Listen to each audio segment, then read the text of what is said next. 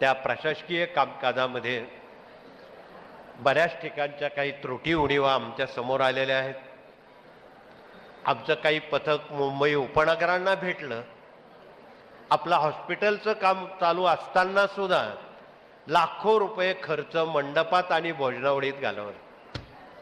आता हे चांगलं काम आहे का ते तुम्हीच ठरवा. पेशवाई कशामुळं संपली? भोजनामुळं. म्हणून भोजन डिपार्टमेंट स्थानिक लोकांना करण्याचं काही प्रयोजन नाही. ते गावचेच असतात. त्यांनी फार तर फार डबे आणावेत. 4 पातेल्यांमध्ये भाजी, भात, पोळ्यात भाजी आणि त्याचा नैवेद्य स्वामींना दाखवून तो यथेच्छ मान्याळी करावी. हा संकेत दंडक 80 वर्षाचा आहे.